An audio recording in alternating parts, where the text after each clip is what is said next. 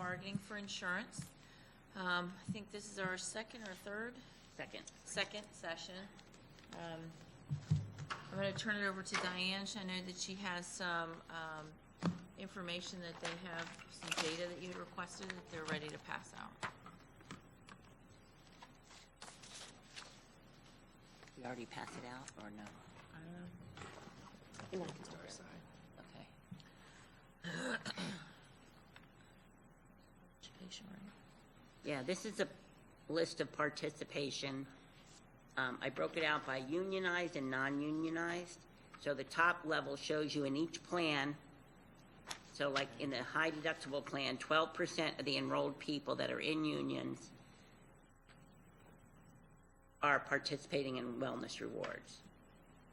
In the low option HMO, it's 38%. And in the high option, it's 67%. An average of 50%. It's just the way it's separated. And if you look at the bottom part, it goes over, this is for the non-unionized group. It's a little different, 17% in the high deductible plan, 50% in the low option HMO, and 63% in the high option HMO.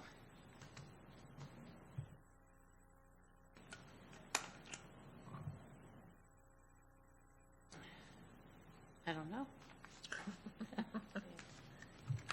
What did I do? Well, 103. Oh, okay. Bad math somewhere, so we'll figure that out. We'll figure that out. When you look at the union total percentage as Copy of and pasting. 7/24/19, for the ones that are participating in health rewards, it says 50%, and the regular, receiving the regular rate that aren't participating is 53%. So clearly there's 103% there, so we're going to figure out where that math went wrong. And for once, the bad math is not mine. But it shows us that we could do better with all of us, to try to get people to participate in this.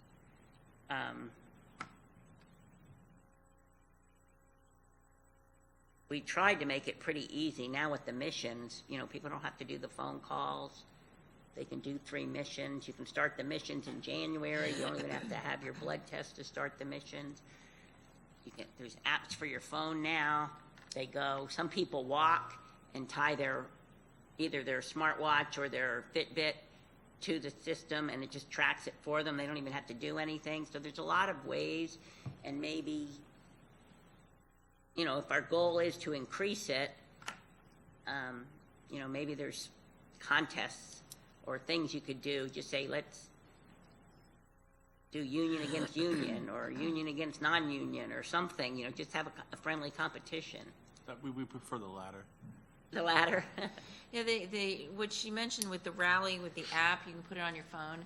I have a Fitbit, and I tried out the missions just, to see how it worked. And you can pick missions like walk 2,000 steps, walk 5,000 steps, walk 10,000 steps. They have varying degrees. You can pick all 3 of those. So if you hit the 10,000, you've got the other 2. It hooks directly to you can track your Fitbit onto that mission. And then the first time when I logged in, it pulled all the previous data from my Fitbit as well, so that I completed the mission within 3 weeks of having done it, because it was able to go back in time by looking at, your watch or your Fitbit or whatever it is. And because they're tied together, it was able to pull in the data from prior to even logging in.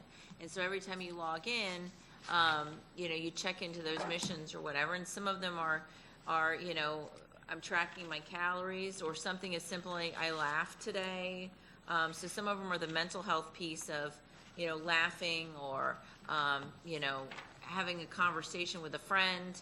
Those all count for those missions, and you just log in and you say, yes, I did that today. So the missions, they've made it really easy and interesting. Like I said, it's on an app on the phone. Every time you log in, you get those points. They give you coins, if it were, because that gamification of the whole system. And then they have sweepstakes and rewards and things. And some people, you could use your coins to donate to charity if you want. They monetize it to donate to charity, or they have, you know, maybe an Amazon gift card or a Starbucks gift card or something that are sweepstakes you can enter for so many coins. So they've kind of really made it fun, honestly. And then if you didn't pass on the wellness on a particular issue, you can use those missions rather than the phone calls that people didn't like doing the telephonic coaching. That's still available. But, you know, those tying it to those missions kind of made it really interesting and fun. And they've even made improvements on the telephonic. Now it's online, so you can make the choice of whether you're just gonna do everything just computer, not have to actually speak to someone. You can chat with a coach, you can email, so they've made it broader in how you can complete all of those things. So you're saying the telephonic works? Yes, the telephonic is now encompassing also just online coaching.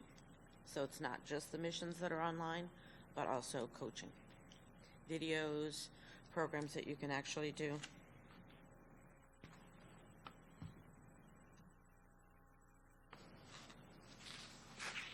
I think we can do some better marketing on that to make sure the employees know about it.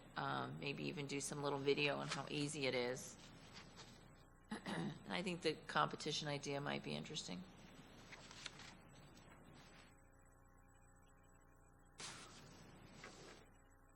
Anyway, I know these questions came up and you wanted information on it. Is there any sort of like historical reason we could kind of point to why the CDHP is so low in every, both organized group and unorganized? Like, it just runs so far behind? You mean participation? Yeah, sorry, wellness participation, yeah. Participation is low in that group anyway. That's what I mean. Is there any reason, like, what? Oh, sure. There's a financial reason. So to enroll in the CDHP, you have to be willing to take on basically self-insuring yourself for $3,000 as an individual deductible, and the plan, maximizes at paying 70%. So it's for those who are willing to take on that financial piece. Yeah, I'm sorry. What I meant is, like, in terms of the wellness participation, like, I understand the coverage, but Percentage-wise, why is it so much lower there? just in union and non-union, every union, it's fine.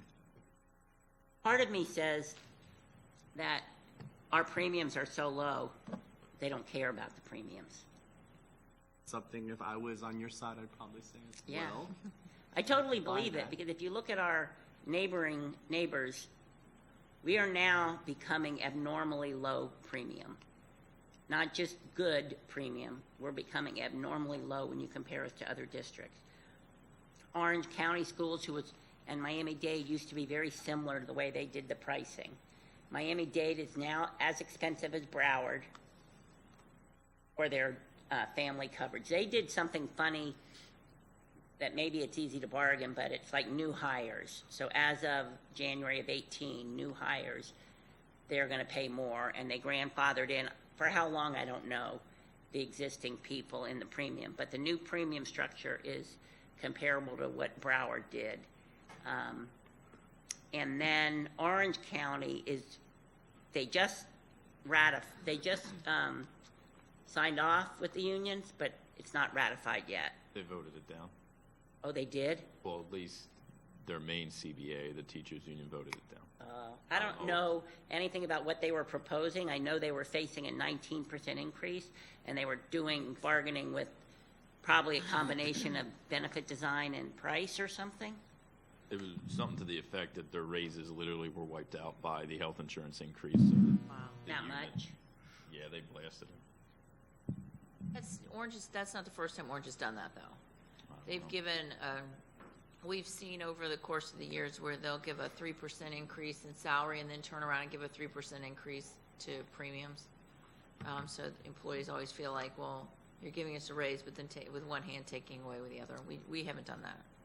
Well, even in looking at our own numbers, the higher cost, where employees are actually contributing, so the high option HMO, that's where you're seeing across the board, regardless of the union, you're seeing the higher participation in actually getting that reward.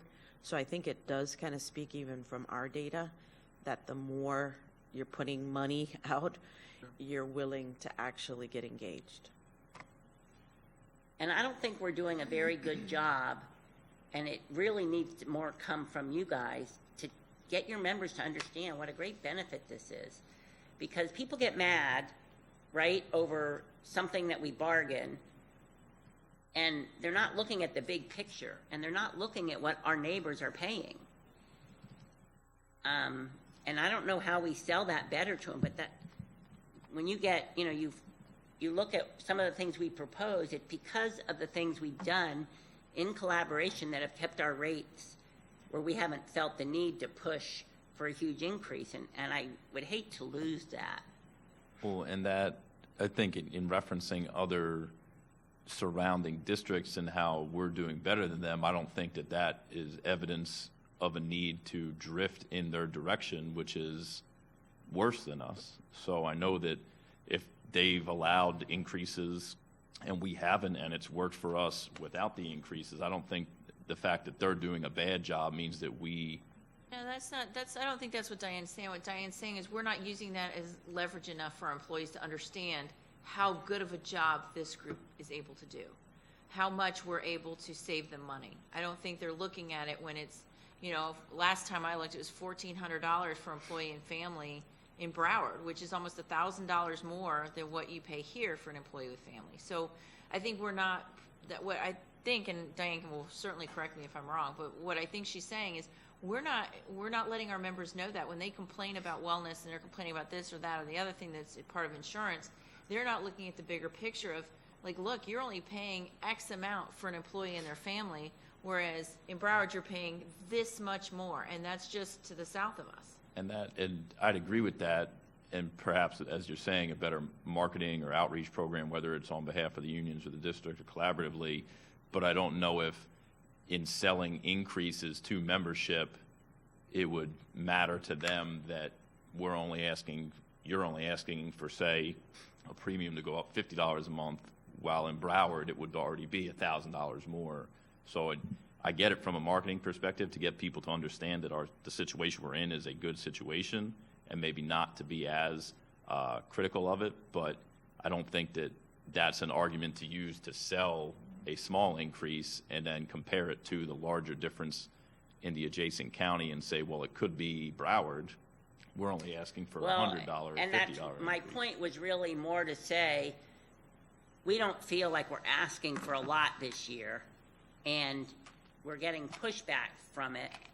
And I want you to know that because of these kinds of things that we're doing, we've been able to keep the rate low. We're not really, the only premium increase we're asking for is totally able to be offset by participating in wellness rewards. So it doesn't have to affect anybody badly, and in fact, could help every single person that has a spouse covered that is willing already to do wellness rewards but hasn't because they knew their spouse wouldn't. So it, to me, is the most painless way to get something done without, it doesn't have to affect anybody. It's totally in the members' control if it affects them or not. Right. So I can only speak for CTA, and I think in discussion there wasn't really consensus on this, but we adamantly oppose this. It's being sold as a chance to get a rebate, but it's coupled with a dollar-for-dollar increase in premium. So the alleged increased rebate is not real because there is a real $600 increase. All I know for a fact right now is that if a couple doesn't have both of their partners get the wellness program, they lose $600. Under the proposal, if they don't do it, they lose $1,200. Even if one person does it under the new proposal, they still lose $600 because of the increase in premium. So, no, they won't. If one person does it under the new proposal, right now, if only one does it, they're getting nothing back. right, they lose a $600 potential decrease. Under the new proposal, even though there's an additional $600 rebate included, If they do it, they're gonna be even. $600 increase in the premiums. So right now, if nobody does it, they lose $600. In the future, under this proposal, if nobody does it, they lose up to $1,200, or if one person does it, they lose $600 because the rate increase, which is where they are right now if nobody does it. So we don't see in any way, shape, or form how the current package as proposed helps anyone. It doesn't even hypothetically help someone who goes and their spouse also get the wellness, because the rate increase cancels that second person. So there's literally no dollar benefit. under You're the forgetting proposal. about the people that one person is willing to do it now, and the spouse won't do it. So now they're paying $600 more than they have to. Under the new scenario, even with the increased premium, if only one of them does it, Right, they still pay- get the rebate, but there's a $600 increase. Break even. it's a There- break even if one will do Right. it, but if two will do it, they will actually save money. But we're not speculating, because I can tell you from speaking to people, particularly, and it's more of a generational thing, I think, that some of the older employees, they refuse to participate in this because they don't want to provide their personal health information beyond what they feel they have to in paying their premiums to their health insurer. So the increase in the rebate, all that aside, there are people who have flat out said, I'm not doing any of these tests for these people. I pay my premiums. I'm not giving them that information. So there is a number of people cooked in that it doesn't matter. I don't know what the magic number is to spur legitimate increased participation, whether it was an additional 600 or an additional 1,200 or 1,800, but there are people who refuse to do this fundamentally, and I'm not the person who's going to be able to convince them otherwise. And under that proposal, they will lose an additional $600. Well, The things that are included to participate are the standard things that any doctor treating anyone But that, would ask for. if the So- district can convey that to them to convince them to change their fundamental position, I would entertain that support. But when I talk to them, I They- think that's a minority of people. I agree with you. There's some people like that just don't want to do it. And some lady came up to me and said, I'm never going to do it. Well, okay, you've been here 10 years. That costs you $6,000. If you feel good about that, I can't make you do it. We understand that.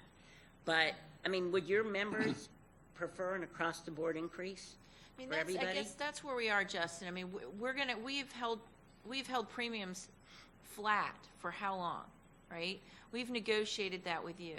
So we've done some things with plan design, but health insurance costs keep going up and up and up, right? We can all agree to that. We see that across the board, across this country. So as that's continuing to occur, we've made some minor plan design changes last year and only to one group, right? We cannot continue to not acknowledge the fact that the costs are going up without passing some of that along. So how do you expect the district to continue to shoulder that cost without making other changes? That's what we had to do with the plan design, and that's how we kept premiums stagnant last year. How long do you think we can continue to do that? Well, one, we have worked collaboratively on plan design changes to Say we contain haven't. costs. I said we have. Yeah, right, I'm saying we have. Okay. Now, what you're proposing to us now, see, don't mix the two. The idea of working to collaboratively come up with plan design changes that will help contain costs with plan design changes that will increase costs to our members. And Justin explained this, and I want to just highlight on the part that's a problem, the biggest problem for us, and that is if you have a family who both people choose not to participate, we're increasing their premiums by $600 a year. That's an increase. The only benefit to this is that a person who, a married person can sign up individually without the spouse, but there's no cost savings in doing that. So there's no real benefit in participating, other than the benefits that come from the health piece. Well, there is, because right now, if you had, and this is, you have two people, only one's participating, you're still paying $600 more, right? Right. Okay, so now, if you have two people and only one of them's participating, You're still paying $600. It's the same. Because you've coupled the $600 premium increase with the additional $600 rebate, so it's a net zero when you put, I know, trying to describe this, and we did it last time, if there was like a board or something, no If matter they- how you slice it, if you add a $600 rebate and increase cost $600, at best, they're I get saving, nothing. well, At they're worst, I saving lose they're $600. saving the $600 that they're now spending, right? No, because that's the savings. Now you're even confusing me. Right. Well, I'm trying to get you to understand that here's the easiest way to understand it. If both people do not participate, it's $1,200 increase. It's $1,200 they pay. If only, right now, if both of them do not participate, it's only $600 cost. So if we didn't do this, what plan design would you be willing to change? Because we're going to have to do something. We can't continue what we're doing of the board absorbing most of the cost. We can't continue to do that. We think that the concessions made last year, or I guess what might be a year and a half ago now, were significant, particularly the emergency room change.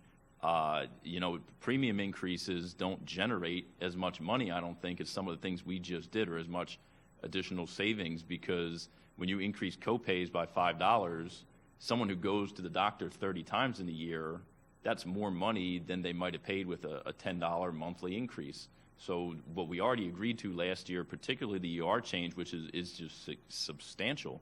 To anyone who used to go to the ER and pay a flat rate, now they're paying potentially up to their max out of pocket, depending on what they go in for. So, I mean, I haven't seen any data to indicate what types of savings we've seen from those changes. So I'm at least speaking for myself, for my unit, we're not willing to negotiate against ourselves without seeing the true impact of the previous concessions that we made. It feels like if we were to make concessions right now without knowing the implications of the previous round's concessions, and they turned out to have been significant in terms of what the benefit was to the district and costs, why are we, if what we did last time worked? Well, you have to look at how we're running, right? So we're running at 99% right now. So we have 6 months under our belt that I have data on, and we're running at 99%. When you're at a $200 million plan, 99% is giving you no wiggle room. The summers are our highest month, so when I get the next report, we'll see what summer was for us here. But you never want to run at 99% in a plan without starting to think about what are you going to do about it. So we would need to see those numbers, and we would need to see them after they actually happen, because we can't bargain something away on a hypothetical and just using last negotiations as a for instance. We understand your position is to try to create the most favorable outcome for the district in terms of cost savings or cost sharing. But last time when the district came to the table, it was kind of doom and gloom, and we need $30 million in increases, and it turned out being only a fraction of that. So we need to see, at least again, I'm speaking for myself and CTA, to make concessions, we need to see proof, not predictions, because the predictions are all just numbers in the air, as evidenced by the last round of negotiations. Well, some of the things, I think we have to be forward-thinking enough to have options and directions that we can go on, levers that we're willing to pull, because health insurance is not something that you make a change to, today, and you will see an immediate effect that you can count on and say, this is what our new normal is. So with health rewards, when we went in and negotiated the 2-year contract to even agree to do that, we told you up front it was going to be 3 to 5 years before participation and the activities were going to start to come through in a change of our culture. And that's what it took. ER visits are going to be a little different, but in this particular calendar year, I doubt that you're going to have enough data to stand on to say with full confidence, we've done enough. So I think we have to get to the point of, we have multiple things that we can agree are possibilities, and whichever makes sense based on the circumstances, we're willing to go deeper into those. Because trying to do health insurance by knee-jerk and 3-month lead time, just, it's not smart. Well, let me just say this. Let me just ask this question, I guess. According to the stats you gave us, the data you're giving us about participation, as far as the unions are concerned, particularly our union in specific, we have about 50% participation? Is that correct? Overall, yes. Overall? Okay, so then that means that 50% of our membership would stand to have a $600 increase potentially, because they're not participating right now. My option. Well, it's total for Okay. each. We're trying to get, we think the wellness program helps keep our rates down. That's why we want to get more people to join it. By putting the spouse in, which our consultants telling us we have to allow spouses to earn the reward on their own, not lumping them together, we have to separate it. We subsidize dependent coverage very highly here in this district, which is why we brought spouses in the first place, if you remember those bargaining days. So we believe that our rates, even with this increase, we're still going to be the lowest in the state. So, right. you know, we want to be, we like that. I mean, we're not saying we don't like that. We like that we can offer that benefit. But we're trying to find a way to get more people to participate. Okay, and you know, we did offer one option in terms of changing the numbers of required pieces to qualify from 4 to 5 to 3 to 5.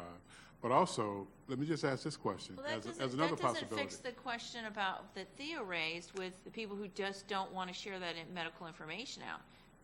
Lowering those numbers isn't going to help that group at all. Well, right, that particular group, but there's others out there too, though. And my other position is, if we wanted to encourage the spouse to participate, then why don't we take the reward and split it?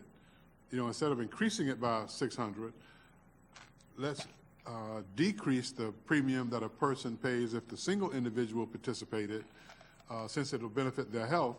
So then what would happen is they would get $300 benefit as opposed to a $600 benefit. And then if both people participated, then they would get the $600 benefit. Now that's presenting it in a way wherein it would be a benefit to the family. Even because then even if the spouse didn't participate, the member would be able to get at least a $300 savings. And you don't You think follow me? You don't think you would get pushback from those who are just single to say, well, I used to get 600 and now you're only going to give me 3? I don't think he's proposing changing it for any other group, just that if you are on a plan with a spouse, instead of one person doing it and getting nothing, if one person does it, they get 3. If the other person does it, they also get 3, and there is your 6th. So it doesn't, I don't think he's proposing, correct me if I'm wrong, changing to 600 for anyone else. It's just saying that right now, if you're a couple, you and a spouse, I don't know. you go from one person doing it and getting nothing to one person doing it and 3. And then if your spouse does it, that's another 3 to get your whole 6. I don't know if I could. I'm not sure we afraid- could legally do that, because if then you're giving a different benefit to an employee who's married versus an employee who's not married. But you I would- just want to look into that and see whether, The same logic could be applied that if I'm single, the maximum discount I can ever qualify for is $600, but if someone's married, they get to qualify for a $1,200 discount. because there's 2 people. But the proposal you had is if I'm married, but I'm basically single for purposes of this, because I'm kind of like be married but filing singly. This would be married but insured singly. I'm only going to get $300 Right now- versus my coworker who's single, not married, and she gets $600. I'm in my head, I'm thinking I get some little bells going off. That might be a discrimination claim. Well, that's But I kind of the think, way of our country, isn't it? I with think marriage? what you're saying, though, is single level across the board would be a potential 600 savings. if you're at employee and spouse level, you still have the opportunity for 600. But when we got the reporting that if only one or the other did it, it would be maximum 300 in that case. Employee and children level, the maximum available would be 600. And in the employee and family level, back to the overall opportunity of 600, 300 if each participated, one or the other doesn't, it's only 3 for that particular family level. That's what you're saying? I believe so. Yes.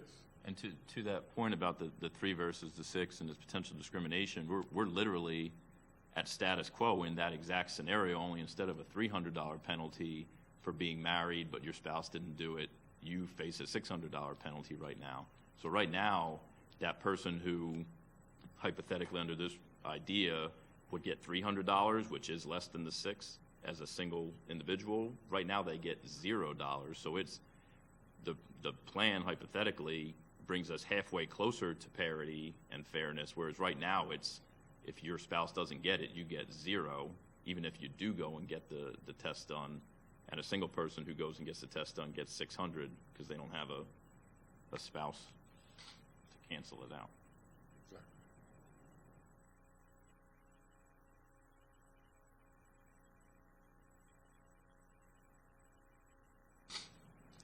Out of everything we proposed, is that what's holding you up? No, I know there was another one that had to do with employees in our bargaining unit hired in the month of August having to essentially wait until October 1st, I guess, in order to get it. I'll say it in front of a camera, that would destroy our credibility if right now we have a benefit where teachers hired and work X number of days get their insurance on September 1st, but we agreed to, new hired teachers aren't going to get their insurance until October 1st. We could never agree to that.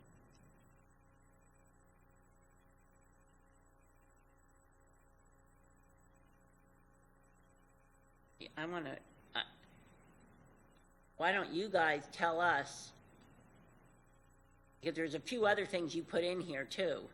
I want to know where are we on all the other issues before I call and see if there's anything else that we're allowed to. I don't know if what you're proposing on the wellness what- board is legal. I So have to check what, into what that. other,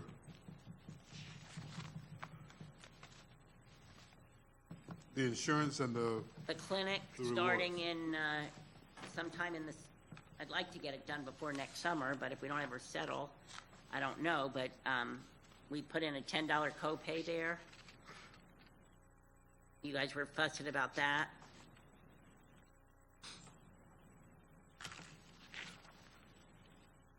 That one's not as significant an issue as the 2 previously mentioned.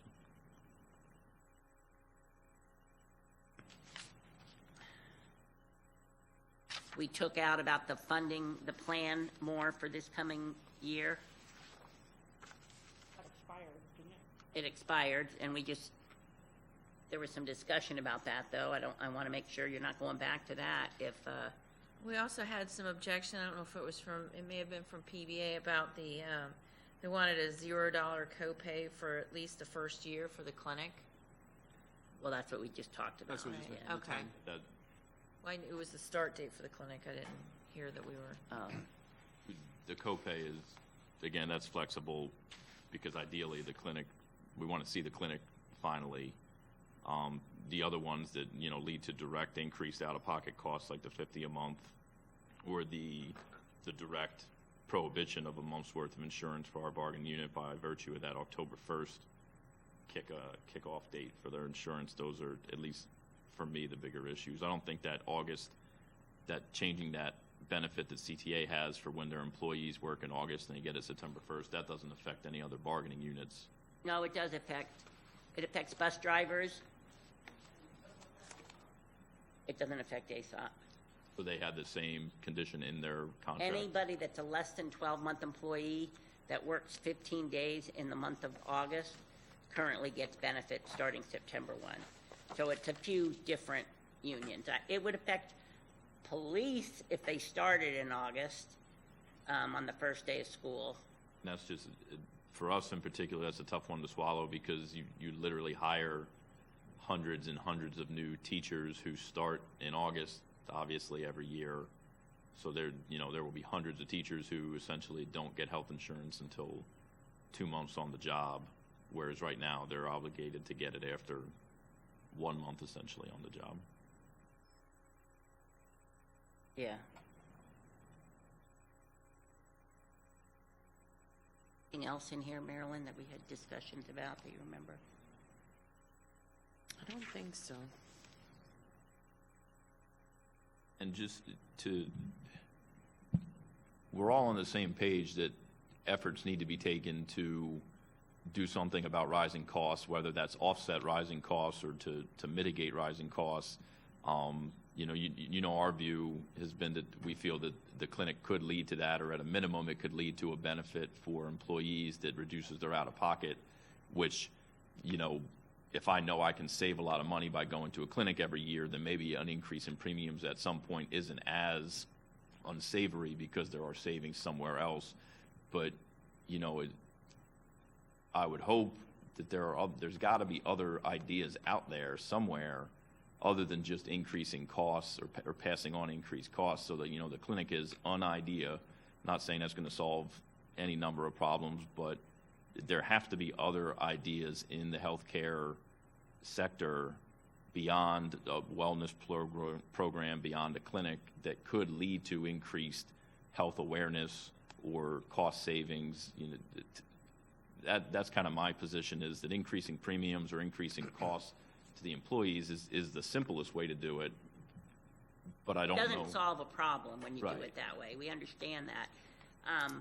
We're probably the leaders in the programs that we do here, because we always tell United, if you have new programs that are working for other clients, let us know. We're always looking for, like you say, when we go around. If you ever hear of them with your different groups that I'm sure you talk to, different people that have success, let us know, because we'll look into anything. But keep in mind, we haven't had a premium increase in 8 years now. I'm not sure that's the best way to do it, because I'm afraid when we need one, we'll need it. Now, running a plan at close to 100% of what we're putting into it, we'll be maybe a little more worried next year, and it's just something we have to keep an eye on. Keep that in mind. I'll invite you to the next meeting that we do with the medical director again, and that's usually in December, I believe, the next one. So we'll have at least, by then, we'll have 10 months of data for this year. It'll be good to look at it, and we need to keep an eye on it. And I'm not trying to be doom and gloom. We're doing well, and I like that, but it's these kind of programs. And to me, it's a painless way when you are increasing something, but they have a total way to get out of paying it. Some people won't, and that brings in money to the plan. But if they complain, at least we can say, but this is what you could do to rectify it. When you do an across the board and you need coverage for your family, there's nothing to be done about it. So maybe, yes, it doesn't need to be $50 a month if you're doing it across the board, but it's a lot more people to complain, and you have no argument against them when they get mad at you for increasing premium. This way, at least you say, but now spouses can do wellness rewards, and you can save. It might encourage people to do it. It's just, you got to be thinking about that, because there'll come a day where we won't be able to back off. And I know you keep pushing that date further and further, but I'm afraid, is it easier to put a $5 increase now or a $50 increase for everybody in 2 years? Just keep that in mind, too. This would bring money in and offset a need for money later, because, like you say, some people don't want to do it. But it gives you a good argument or a good counter discussion with your members, but you can do this.